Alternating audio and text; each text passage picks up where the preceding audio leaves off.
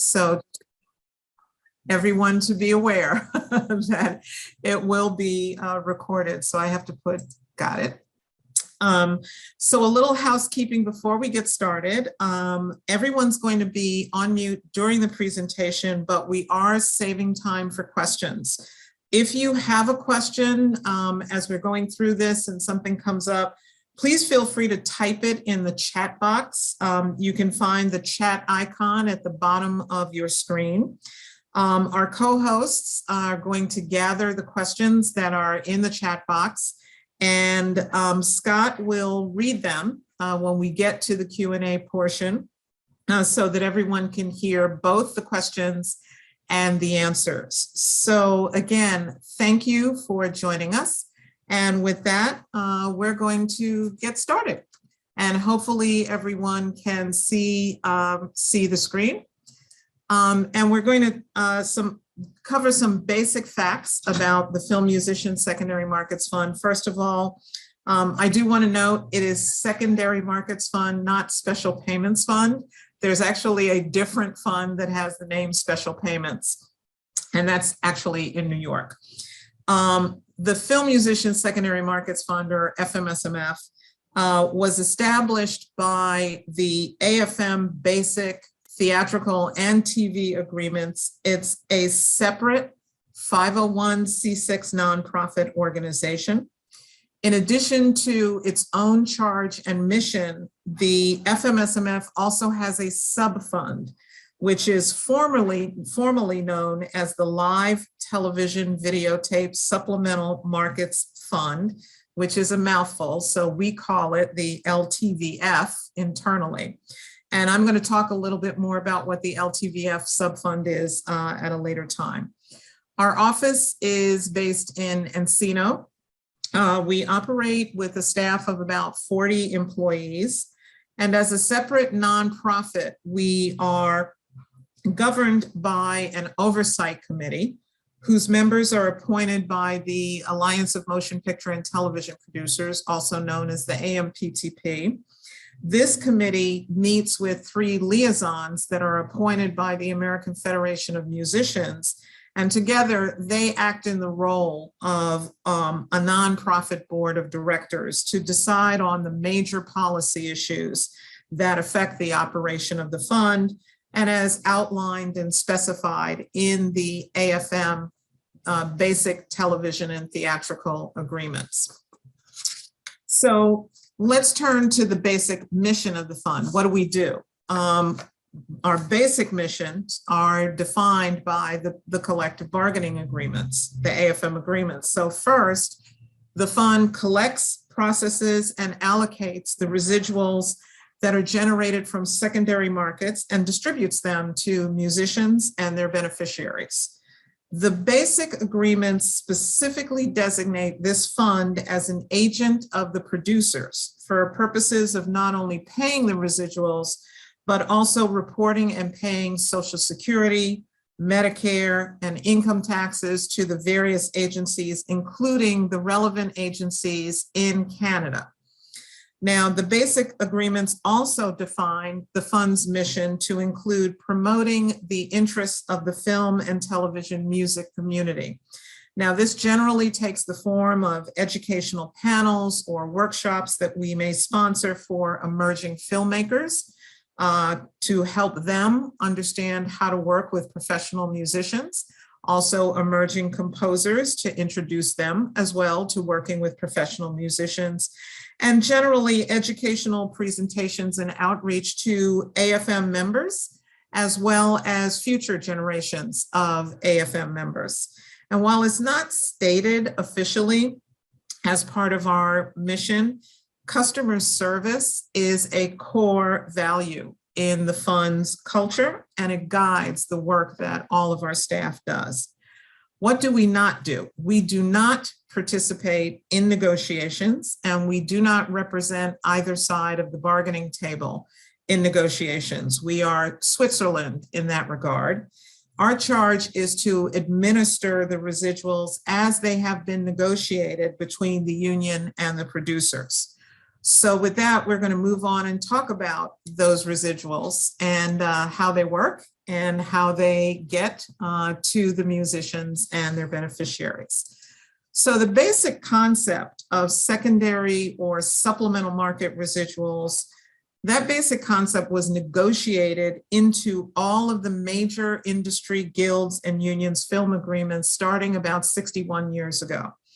While they all differ slightly from each other, all of the union and guild agreements follow a basic core concept, and that is when a film or TV show moves from its first platform of exhibition and is then released into a different medium, the union represented talent who worked on that film or TV show should share in the revenue that's generated from that release or exhibition into a different medium.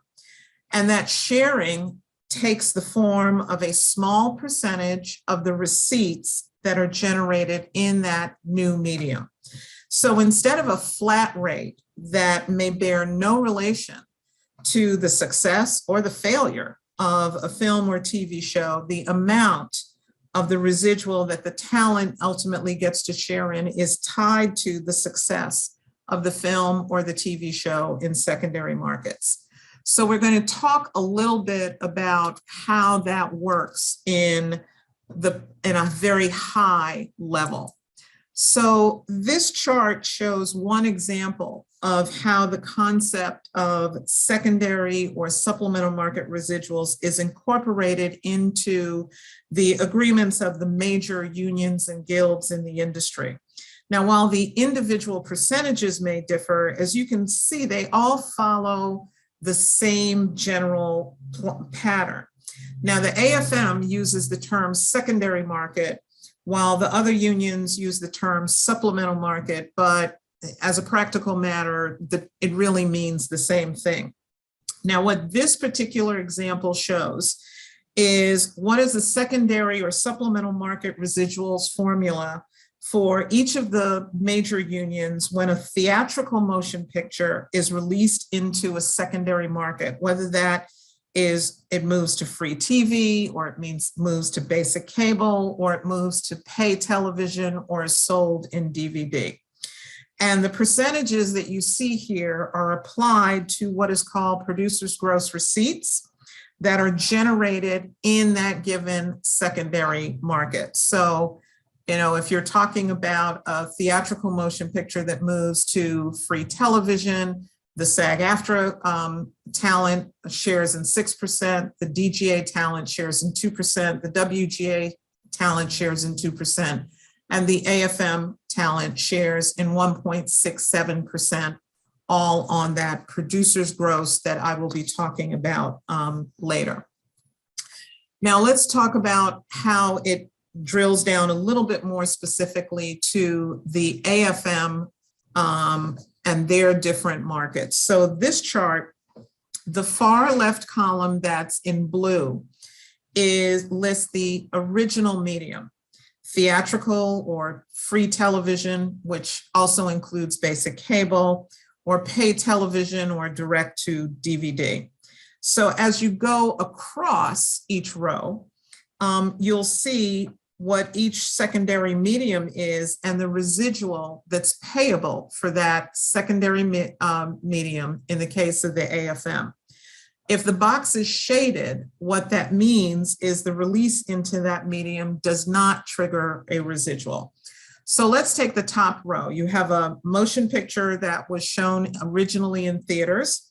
If it moves to free TV or basic cable, the residual is 1.67% of gross receipts, or 1% of gross receipts if it's moving to pay television or DVD, or 1% if it moves to a streaming service. And we'll talk a lot about new media, quote unquote, new media as we move along. In this next chart, this is designed to show what happens if a motion picture or a TV program that's originally made for streaming service has secondary use on another platform.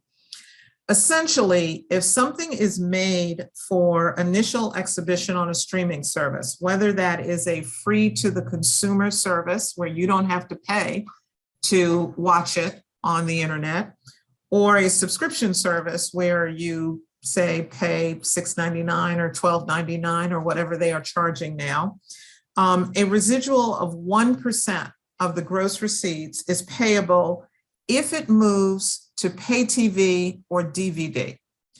The only other circumstance where residuals are due for content initially exhibited on a streaming service is in the limited circumstance of a program that was originally shown on a free streaming service that then moves to a consumer pay service.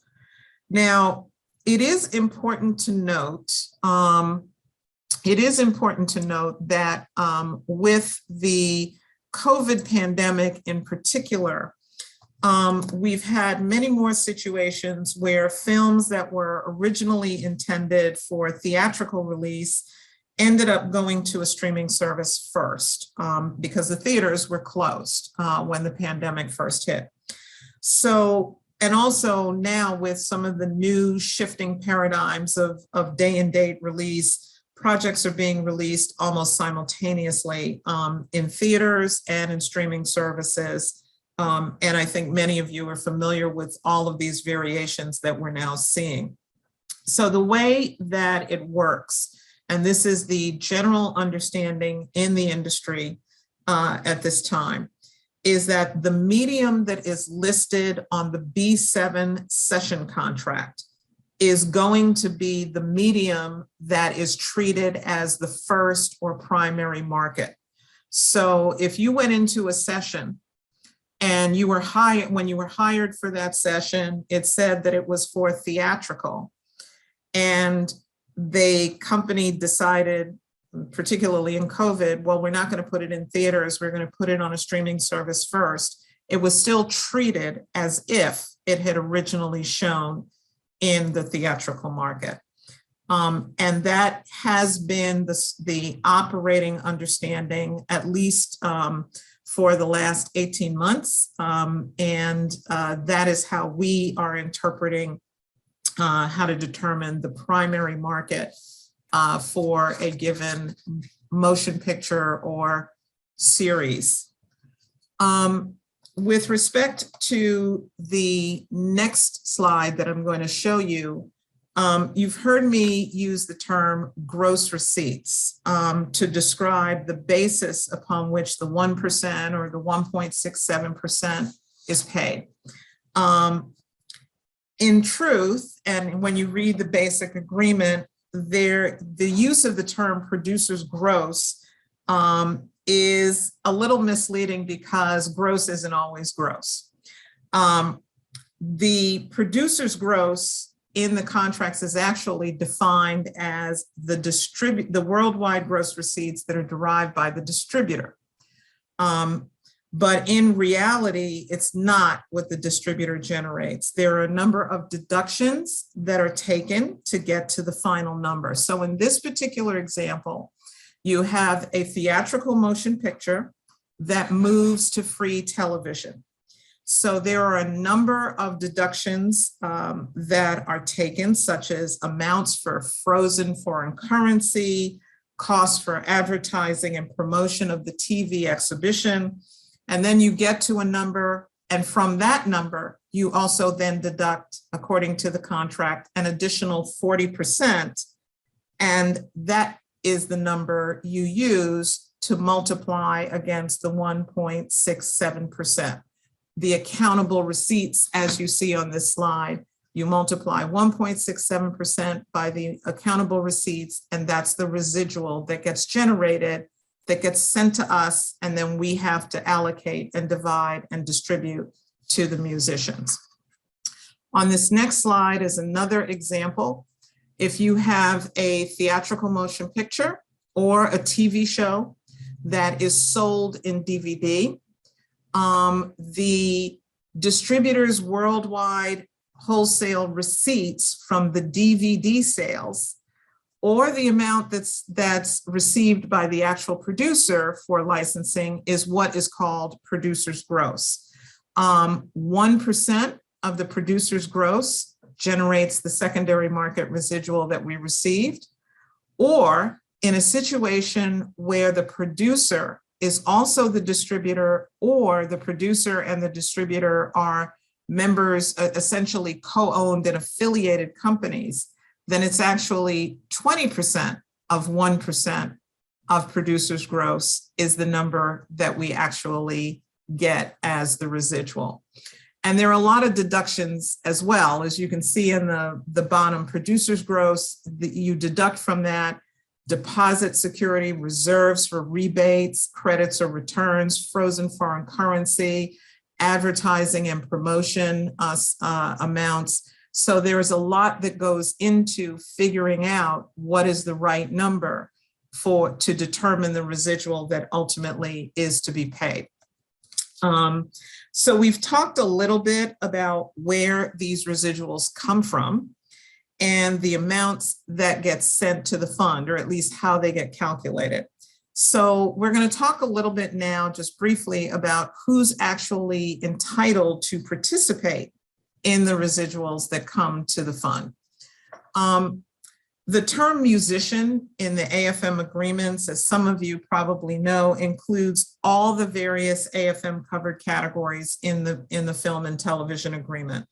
And they all get to share in the residuals if they were on a film or TV show that generated residuals in secondary markets. Now, I do want to specifically note the second bullet from the bottom, that is the category of new use musicians. These are musicians who worked on a sound recording that is used in the motion picture or TV show. The musicians on that original sound recording are added to the list along with the musicians who did the original scoring for the film. And they share in the secondary market residuals for that motion picture or TV show. Now, I do want to note very carefully that this new use category only applies to motion pictures or TV shows that were released after 1991. And it only applies if the sound recording was done under an AFM agreement. So there has to be, I think, what is that, a B4 contract? And Mark is nodding, so I guess I got that right. And of course, the motion picture or the television show is done under an AFM agreement. I also want to note who's not on this list. The category that's not on this list is composers, is not a covered category under the agreement or for purposes of residuals. But as we all know, as a practical matter, many composers also work in the various categories here, whether they are conductors, whether they do arranging or orchestrating, or they actually play an instrument on the score that they may have composed. So while composers as a category are not covered under the agreement, in reality, many of the AFM members who are composers are covered because they have worked in one of these categories on a given film or television show. So let's talk now about how the money gets from the Fmsmf to these individual musicians I just outlined. So let's start with the total amount of money, residuals that have been collected by the fund in a given year.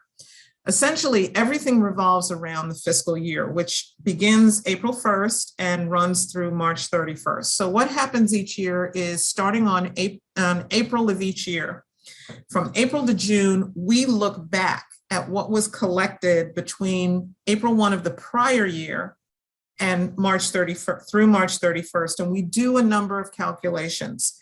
First, we are required to send 1.5% of whatever collections we have verified to the AFM employer's pension fund. From that remainder, we are then required to deduct the employer share of Medicare, Social Security, and unemployment taxes, We deduct administrative expenses, that is the expenses for the running of the operation. And we have to set aside an amount for what is called an omissions reserve. And I'll describe a little later about what that omissions reserve is. We then add back into the pot amounts that have been sitting unclaimed for 3 years, as well as any interest or earnings, investment earnings or interest that has been generated during the fiscal year, to come up with the total amount that will be available to distribute in July. Then what we do is we take each individual title, and title is our term, internal term for a motion picture or a TV series season. And we take each individual title's share amount by allocating it proportionally against the total pot based upon what the original residual for that title was as compared to the total amount of residuals that have been collected during that fiscal year. And then we take each individual musician's share within a title to determine that proportionally, as the next slide will show. And so we're going to show you how each musician's individual share is calculated and determined. So in this, the basic agreements for television and film say that each musician's share in a residual for a title is based upon the original wages that he earned for working on the original score as compared to the total amount of wages for all the musicians who worked on that score. So in this very, very simplified hypothetical example, let's say we have 9 musicians who worked on an original score. One was paid $2,000 for her original scoring sessions, and 8 musicians were paid $1,000 each for their original scoring sessions. And the total wages of all the musicians on that title was $10,000. Let's also assume that in a given year, the total residual collected by the fund for that title was $100. So the first musician will get $20, while the other 8 musicians will get $10 each, which reflects each individual's wage proportion for the original scoring as compared to the total for all musicians who worked on that original score. Now, obviously, this is a very, very simplified hypothetical to show the concept. This is not how it works in reality. They are never really neat, nice round numbers. As some of you have probably noticed on the statements that you get in July, you see these very odd percentages, and that reflects how complex these calculations are and can be depending upon the total number of musicians who worked on the original score with you and the total amount of wages that were generated on that original score that you worked on. So now that we know how your individual residual is calculated, how long will it take from when you did the original scoring session to get your residual? Well, frankly, that depends. It can be all over the lot. First, the title has to be released into a secondary market, first of all, for that even to trigger. So then the timing of the residuals will depend upon when the producer or whoever has accepted responsibility for paying the residuals actually recognizes the receipts in question. So this is a hypothetical that's a little bit more old school and pre-pandemic, but let's say you worked on a movie score in April of 2019, and the film wasn't released in theaters until June of 2019, and then it was released in DVD around Thanksgiving to, capitalize on the holiday season. So let's assume that the initial receipts for those DVD sales were recognized by the producer if it went into the stores in November of 2019, that it's being recognized sometime between January, the first receipts are being recognized between January and March of 2020. Under the AFM agreement, the first residuals for those DVD sales would need to be sent to the fund office by May of 2020, or 60 days following the close of the calendar in which the producer recognized or received the receipts. The residuals that would be received in this office by May of 2020 would be part of the look back in 2021 and distributed to musicians as part of the July 1st, 2021 distribution. Now, the business models and the distribution patterns are constantly changing. They're different for theatrical versus television. And now that we're more and more in the streaming world, the timing is all over the place. So in some cases, receipts get recognized faster and earlier, and the residuals therefore get distributed earlier. In other cases, it might take a little bit longer. So there is no hard and fast rule, but this is a hypothetical to just give you a sense of some of the considerations that go into the timing of work to generation of residuals to actual distribution of the residuals. On this next slide are just a couple of stats that might be of interest.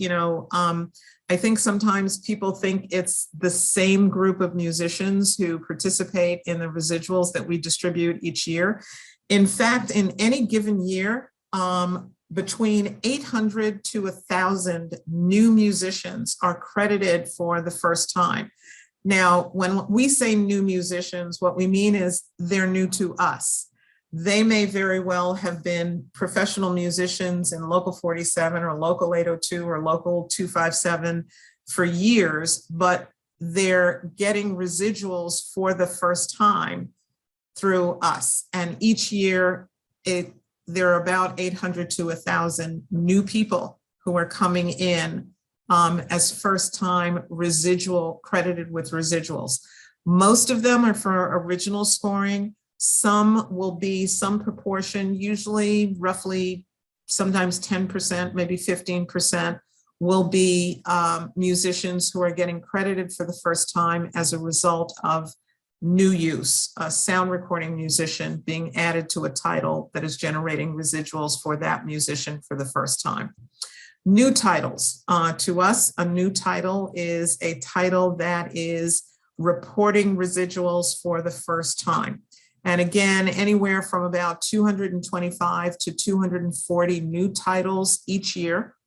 I do want to again reiterate that in the case of television a series, we treat one season as a single title. So it's important to know that you may have, they don't do that anymore, but in the old days, 22 episodes in a season, but we would consider that a single title. And these trends have been fairly consistent over the last 5 years. The next trend, which I think is probably the most revealing and I think important for all of us to keep in mind, is the trends of where are residuals coming from. And this chart really shows the changes that have happened over the last now 11 years. And this chart starts with fiscal year 2011. And we start with fiscal year 2011 because that was the first fund fiscal year where the streaming residuals that have been negotiated by the AFM in their 2010 agreement were beginning to flow through to the fund. So as you look at this chart, the light blue area on the bottom represents residuals where we can't tell where the what the medium is. The company in question reports it as supplemental markets generally, or sometimes other, without distinguishing, is it coming from a DVD release? Is it coming from streaming media? Is it coming from pay TV? We sort that out in the audit process, but in terms of the initial reporting, we're not sure exactly what medium they're referring to.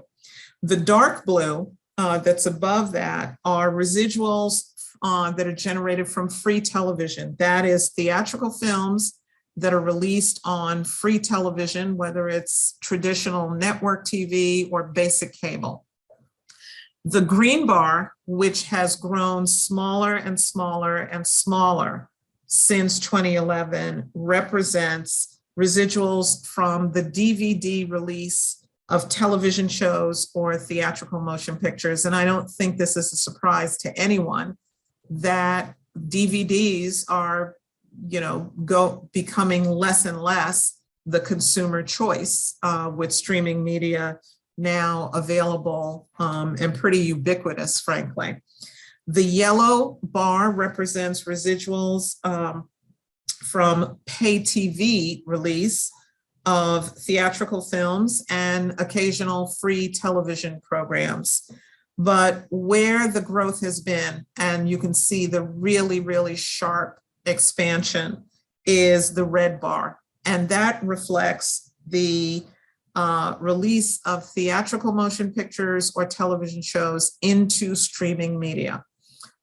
Streaming media has now become pretty much the largest share, at least as we can tell, given the fact that the light blue, we're not sure all that's mixed into the light blue bar. And in fact, the growth in new media, streaming media, is actually what is making up for and exceeding the reductions in the other categories. Without that red bar, as you can actually see, the amounts would actually have reduced over time between 2011 and 2021. This includes the fiscal year that ended March 31st of 2021. And the residuals for streaming media mostly are coming from consumer pay. So as I mentioned a little bit earlier, the Fmsmf has a subfund called the LTVF. The LTVF collects and distributes supplemental markets residuals that for programs that were produced under the AFM's television videotape agreement, which covers shows like The Tonight Show, Saturday Night Live, specials, award shows like the Oscars, soaps to the extent that there are any soap operas left, and some of the music-based shows like Dancing with the Stars and others. Conceptually, the residuals work the same way under the videotape fund, videotape agreement, and under the LTVF as they do under the Fmsmf, but there are a few important differences. First of all, there's some differences in the percentages that apply for different secondary markets. There are some secondary uses that generate residuals in the case of LTVF television programs that don't apply in the case of Fmsmf television programs. And the LTVF, the calculation of the shares are actually based on a per episode basis rather than the proportional complicated wage calculation that I showed you earlier. So on this next slide is a chart that shows the different secondary markets and the different percentage rates that apply in the case of live and videotape programs produced under the AFM's television videotape agreement. You'll note that, for example, that if a show made for free television moves to basic cable, the percentage we collect is based on 1.2% of producers' gross rather than 1%. And if it goes to a DVD release, the percentage is 2% rather than 1%. So as I mentioned, the percentages are actually a little different. I also want to very specifically note a breakthrough that was made in your most recent videotape agreement, and was a big effort for the negotiators to achieve that in the most recent videotape agreement, and it's now included in this chart. prior to the last contract or the contract that was just negotiated, if a television show was released to a free streaming service, there was no residual payable. The new AFM television videotape agreement, I call it new, but it actually, I believe, was ratified in late 2019, if I'm not mistaken. It provides that if a TV show goes to a free ad-supported streaming service, a residual of 1.2% will kick in after 1 year on the streaming service. In the first year of the streaming service, I believe there is a flat residual that's paid. That goes through the union office, the union local, if I'm not mistaken. But after a year, it becomes a gross receipts formula, which is to be sent to this office, and we will be administering. Now, it's still early in the process, since this was just negotiated in late 2019, and you still have that first year delay. So we're just going to begin to see some of that in this next year. It'll probably be a trickle at first, but hopefully we will see more residuals generated from this new provision that was negotiated as time goes on. So having covered all of this, and I know this is a lot to absorb, so I thank you all for listening and your patience, and I look forward to your questions. Let's wrap up with a couple of other items that we want to make sure that you as musicians and participants are aware of. So first of all, our office handles a number of different things, including beneficiary and research and administration. We have dedicated staff here who work to ensure that musicians' beneficiary designations and their desires for what will happen with their residuals after they pass on are properly administered and properly recorded. We do, unfortunately, have to manage garnishments of wages that may come from different agencies, state or federal. And we do often do verifications of income. It is not uncommon that when a musician, like other freelance talent, needs to get a mortgage or a loan, the lending companies very often don't understand how people work in this business. So we very often will supply a letter and information to a lending institution to demonstrate and talk about the fact that the musician has received residuals from us, particularly if it's been consistent, and what we anticipate in the future to the extent that we can do that. I mentioned the omissions distribution a little bit earlier when I said we have to do a set aside for an omissions distribution, which is in September. In fact, we just did our omissions distribution about 2 weeks ago. What that is it is unfortunately not uncommon that after our regular distribution, we find out that we didn't receive a B7 or somebody was dropped from the list that was sent to us. Very often we find out about new use, sound recording new use after the fact. So the omissions distribution is a payment that we make in September to make up for the fact that somebody may have been missing or they weren't reported accurately, so they can be made whole. And then, of course, going forward, they will be added to the regular distribution as they should be. Our participant relations staff works very hard to try and find musicians who have not claimed their residuals. It is unfortunate that, sometimes we issue our payments in July, and for whatever reason, those checks go uncashed and they get stale dated, or we may not have the information for the musician. We know that a musician is entitled to money, but we don't have the correct tax ID, and we can't process a payment without a correct tax ID, or we don't have a correct address. So we're constantly searching for those folks who we are holding unclaimed residuals for, we want to make sure that people get their money. We do not like to hold unclaimed residuals. We want to get it out the door. So we always look for new ways to try and reach out to the community and make sure that people are coming forward when they have unclaimed residuals and making sure that we can get them their money.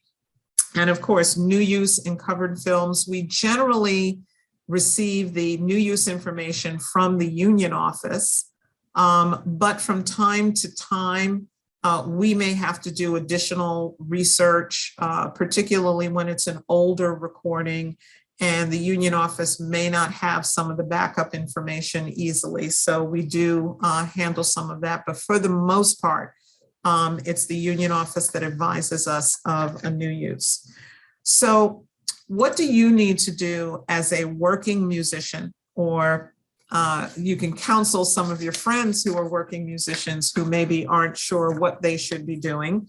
When you're first contacted by the fund, because residuals only apply to films and programs that are produced under an AFM agreement and only if they are released in a secondary market, but assuming that the film or television show that you work on meets all of those requirements, we want to make sure that if we reach out to you and notify you that we believe you are entitled to a residual, that you fill out the musician confirmation form and return it to the Fmsmf. We will send you, when we become aware of what we call a new musician or a new MU, we send out a musician confirmation form.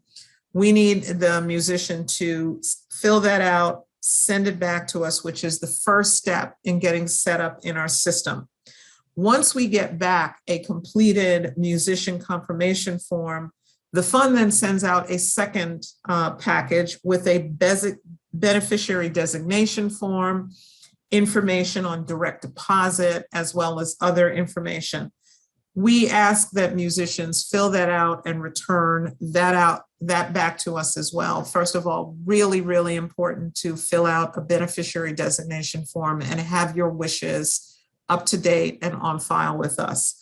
And direct deposit. We are strongly encouraging musicians to enroll in Go Paperless, enroll in direct deposit. You've probably been reading the articles about even yet a new set of challenges that the United States Postal Service is confronting, and we really want folks to get their money in a timely way. So Go Paperless and direct deposit is a great way to do that.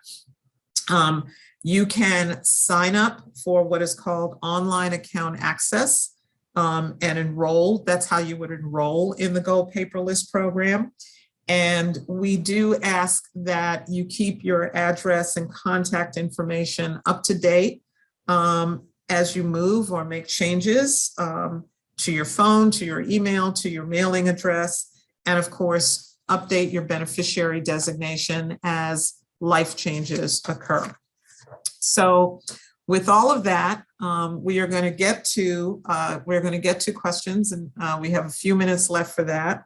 But if you need to reach out to us, if you have any questions, who you're going to call, you can email our participant services at fmsmf.org. Our toll-free number is listed here, 888-443-6763. Although caveat, we just had a new phone system installed on Friday, so I think our toll-free number was a little glitchy over the last couple of days, but hopefully that will be worked through. But in the interim, email is always fast and works very well. Our website is fmsmf.org. We have a number of social media channels. We hope that you will check us out on Facebook and our YouTube channel and all the, assuming they're up, since so many of the social media channels I heard were down today. And so with that, I want to thank you. This was a lot to absorb. I appreciate your attention and listening. And now we're going to turn it over to Scott to read the questions that have come through. So take it away, Scott. Question. The first question is, if a film or TV show is exhibited on a streaming service for a special charge, meaning pay to rent, does that count as a permanent download a la iTunes? I do not believe so. I'm gonna have to double check that, but the way you have just described it, you know, if you're thinking about the, I don't know if it was union or not union, but you know, the Disney Plus, sometimes they say, oh, $30 to watch this, you know, you get 2 days to watch this. I don't know that that's counted as a permanent download as opposed to a charge for a fixed exhibition period. It's not come up as a challenge yet, but I think when we start looking more carefully in some of the audits, which are going, obviously, we're going to be getting into the audits for 2020, where a lot of this was happening. In the next year or so, but my sense is that it falls under the limited fixed exhibition provision, the special $30 charge, as opposed to the iTunes, I kind of own it permanently model, which is really what that was intended for. But I am happy to stand corrected one way or another, because 1.5% would be better than 1%, right? And 2.9%, 2.7% would be even better. So that is a question that I think we need to clarify. I was under the impression it was in the limited exhibition category, but we can double check that as to whether or not there is an industry understanding as to where those fall in. Okay. Next question, Scott. All right, next question is long. It's a three-part question. It starts with, it would be helpful if the online pay stub breakdown would have more info regarding the breakdown to federal tax, Social Security. She has HW. Maybe somebody knows what HW means, but I'm drawing a blank. I'm not sure what HW. Yeah, anyway, et cetera, for an arranger. How is that tracked differently than my work as a musician on a W-2 with EP, for example? I'm not sure I understand the question. I mean, if you're talking about how taxes are done, they're really, it's not any different. Where whatever the person's tax. HW is health and welfare. So, right. So it says it would be helpful if the online pay stub breakdown would have more info regarding breakdown of federal taxes, Social Security, obviously withholdings, health and welfare, et cetera, as an arranger, for example. How is that tracked differently than my work as a musician on a W-2 with EP, for example? I'm not sure I understand the difference with EP. What I would say is that we are required, and we do, on the pay stub and on the statement, if the person goes online, you will see your breakdown of your Social Security, your Medicare, and your various withholdings. Hey, Kim. Yeah. Kim, if Kelly, you can unmute yourself. Yeah, I'm not following the question related to. Yeah, Kelly's gonna expound right now. I had three different questions. The first one is the website. When we get our pay stub breakdown on July 1st, it's not broken down as to how much is going into federal tax, how much is going to Social Security, how much is going into each thing. It's like one big withholding of, several $1,000s. It's not broken down. Is it possible to get that to happen? That's the first question. Mm-hmm. Okay, I will take a look at that. I will take a look and make sure I'm looking at the statement and I'm understanding the level of breakdown that you're trying to see. And maybe what we can do is individually, obviously this is not appropriate in a large group, but maybe individually we can get together and we can look at your individual statement and you can kind of tell me what it is you're looking for. Does that make sense? Sorry, yeah, I'm a little bit anal about these things. It's okay. The other thing is, like, the second question I had was, you know, oftentimes I'm employed through entertainment or I get paid through entertainment partners, and like everything is broken down on the paycheck, you know, but then sometimes I get paid through a production as an arranger on a 1099.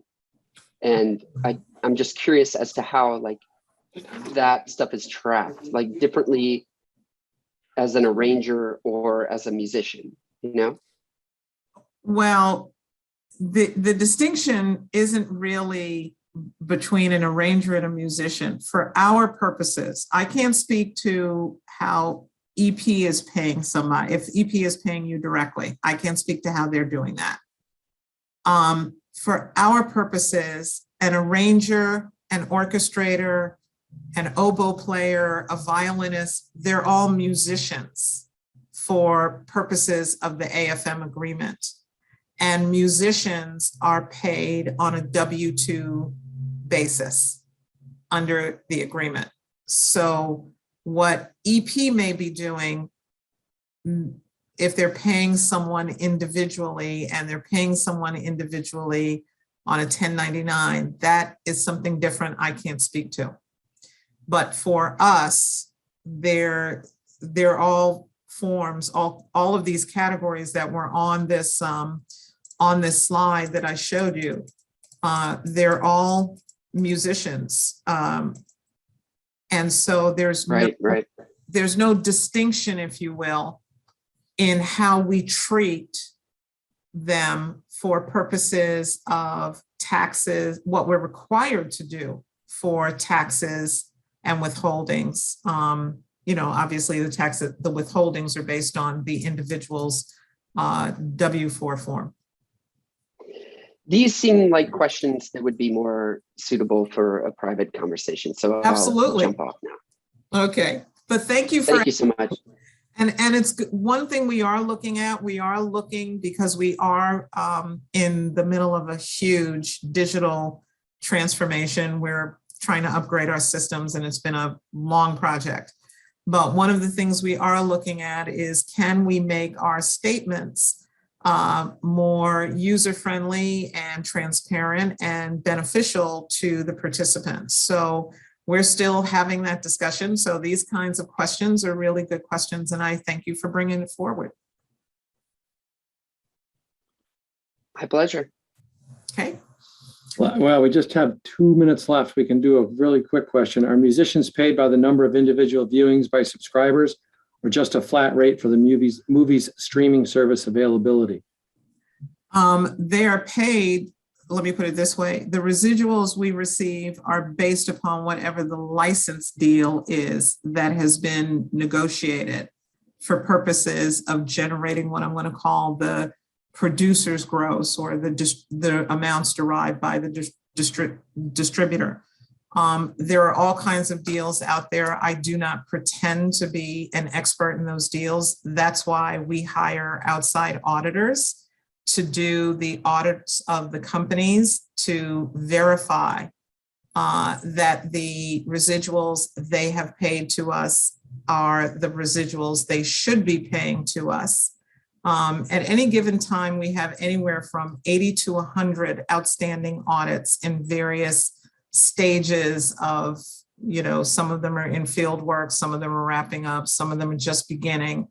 And we have that process because we have outside auditors who can look at their license deals within the ambit of confidentiality agreements and look at, you know, are people being paid per view? Are people being paid in a flat deal arrangement?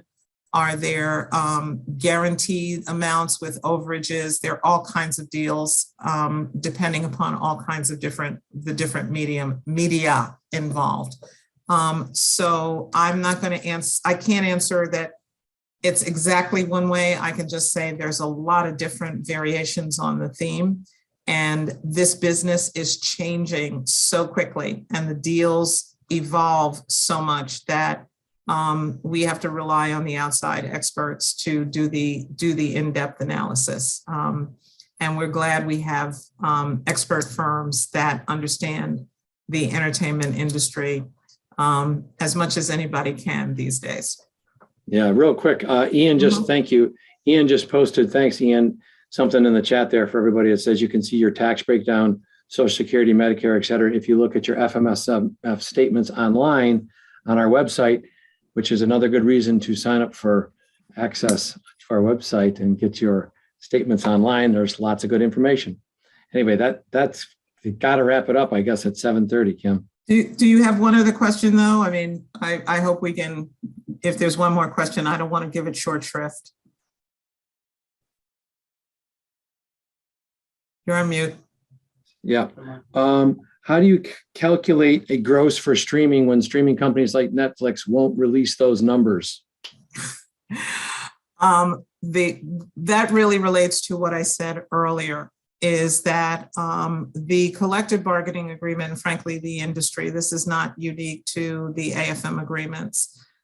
These agreements provide that the organization in question, whether it's us, whether it's a trust fund, whether it's one of the unions, they have the ability to audit the, we call them compliance reviews, which is probably a more accurate term, to audit what we have received in residuals and take a look at what are the license deals, what are the receipts that the companies have, and to look at whether or not we have received what we should receive under the collective bargaining agreement. So you're right that the companies don't easily release this information, but we do have auditors that can go in again under confidentiality agreements. So for example, I can't see the underlying information, but the auditors can see the underlying information and report back to us if there are discrepancies, underpayments. Sometimes, frankly, there are overpayments. Now, there are some different deals out there. So, for example, one of the streaming services has made an agreement with one of the major guilds, and it's public information, has made an agreement with one of the guilds that the license fee for purposes of determining what the gross receipts are is actually based on a formula that is tied to the budget of the project. It is actually a very creative way to solve what is what I'm going to call the imputed license fee problem, which is a problem throughout the industry. The imputed license fee problem is when you have a company that is both its own producer, distributor, and exhibitor. And essentially, the left hand is making a deal with the right hand of the same company. And the question is the license that is attributed to that deal truly fair market value, or is it perhaps not fair market value because it's a transaction between related companies? And this is not a new issue. This has been an issue in cable TV. It's been an issue in pay TV. The problem is there's so much now with streaming, and everybody is trying to figure out what is the right valuation, particularly as we've gone from a year and a half ago, there were 3 major streaming services. Now, how many are there? Every one of the studios pretty much has its own streaming service and feeding its own streaming service with its own product. That challenge of figuring out fair market value in these deals is not an issue unique to us. It is an industry-wide challenge that everybody is trying to grapple with. We look we look to see what some of we're not a guild, we don't sit at the bargaining table. So we look to see what some of the patterns are that have been agreed to by other unions, other guilds, and of course, obviously what the AFM ultimately negotiates will be the major driver for what we do when we administer. So that's a long-winded way of saying, I wish I had the magic answer. If I knew the magic answer to that, I would be the queen of Hollywood. But you do have the magic answer to our very last question, Kim. Which is very short and simple and important. Quickly, since we're way over time, what determines how long it takes for a project that was scored AFM to appear in the constructive notice page on the fmsmf.org website? Very good question. As soon as we get either the contract from the AFM, even before it's scored, sometimes we get the contract, or when we get the B7 forms, which might be the first time we're notified that it is being done under the AFM. And as soon as we get that paperwork, we load it into the system, and overnight, the system should update and have the constructive notice up there. Now, if we miss something, please let us know, because there are some times when there are glitches. But generally speaking, it's pretty instantaneously once we get the paperwork from the union.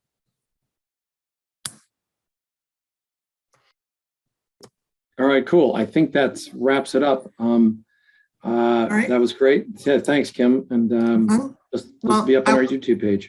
Well, I want to thank everybody. I want to thank you, number one, for being with us a few more minutes past 7:30. But I also want to particularly thank you all as working musicians. I said this back in April, and it's still true today. We have gone through a very, very difficult time as a country. And part of what got us through it is the work and the talent and the music and the entertainment that you provided. So thank you for what you do for all of us to get through the tough times. And anything we can do here at the fund to support you as working musicians, to improve our service to you as working musicians, please let us know. And again, thank you for your time. And I hope this was of some value to you. And I wish you all the best and for better times ahead. Thank you all.